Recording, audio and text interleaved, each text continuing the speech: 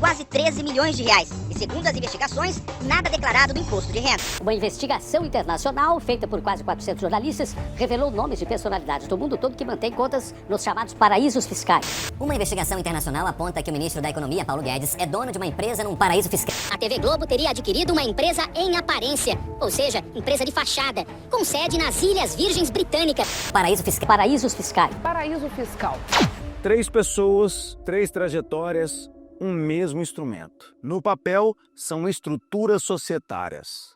Na prática, são espelhos. E o que você vai ver agora não é sobre paraísos fiscais.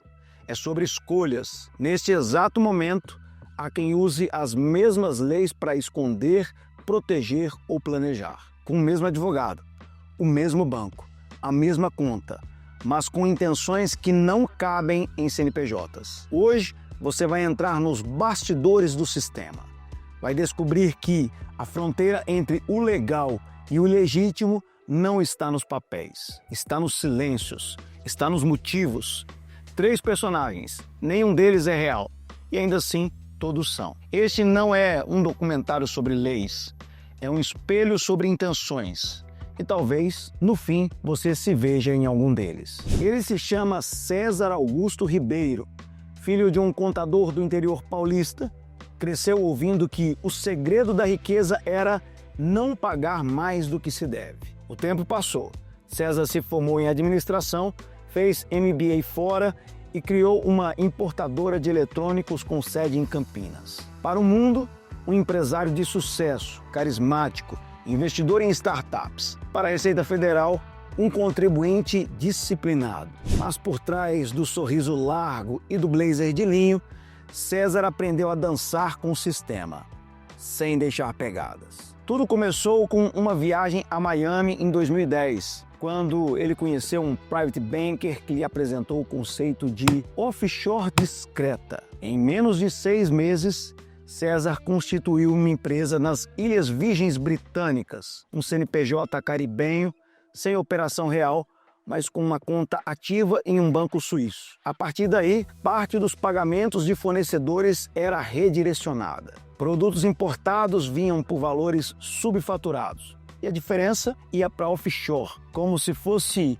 comissão de uma trading que nunca existiu de fato. Tudo registrado, mas em outra jurisdição, em outra moeda, em outro tempo. César passou a usar testa de ferro, um motorista, um primo distante e até um ex-funcionário, para registrar carros, casas e obras de arte. Comprou um apartamento em Lisboa em nome de uma LLC americana. Passou a viajar com cartões que debitavam direto da conta estrangeira. E todo mês enviava pequenas quantias para contas da esposa, declaradas como serviços prestados. Os boletos do cotidiano eram pagos com dinheiro limpo. O restante, guardado fora de alcance, invisível. Ele nunca foi investigado, nunca foi preso, nunca levantou suspeitas, porque seus mecanismos eram os mesmos que escritórios de advocacia usam para estruturar famílias empresárias. A diferença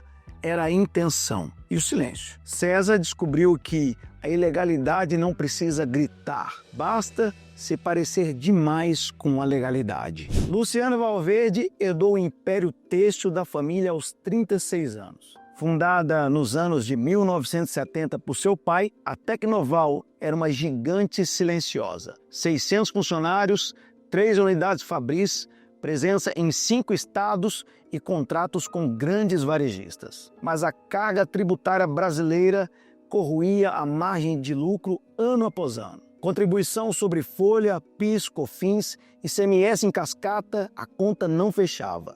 E ela sabia que, para competir com players globais, precisava jogar com as mesmas regras que eles. Foi um congresso sobre internacionalização que ela conheceu uma consultoria especializada em estruturação tributária internacional. O plano era simples no conceito, mas complexo na execução. Criar uma holding em Delaware, estado americano com baixíssima tributação e alto sigilo corporativo. A holding passaria a ser controlada direta da Tecnoval Participações no Brasil, e os lucros seriam repassados via dividendos internacionais, aproveitando acordos de bitributação e diferimentos fiscais legais. Tudo declarado, tudo dentro da lei. Luciana não escondia, mas também não propagava. A estrutura passou a permitir a ela diferenciar onde alocar lucros, reinvestir com mais eficiência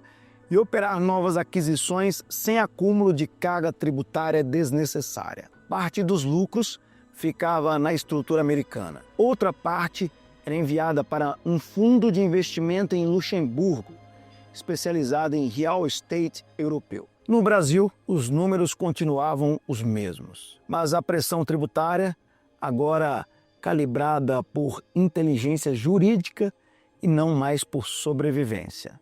O que Luciana montou foi um arcabouço legítimo de planejamento tributário internacional, sem evasão, sem ocultação, com pareceres, notas técnicas e registros na Receita, mas também com acesso a estruturas que 99% dos brasileiros jamais teriam. O jogo não é só sobre regras, é sobre quem pode contratá-las e quem pode pagar para entender como usá-las. Antônio Meirelles é médico oncologista, filho de professores e investidor autodidata. Passou 40 anos trabalhando em hospitais públicos e privados em Minas Gerais. Nunca viveu como milionário, mas viveu com disciplina.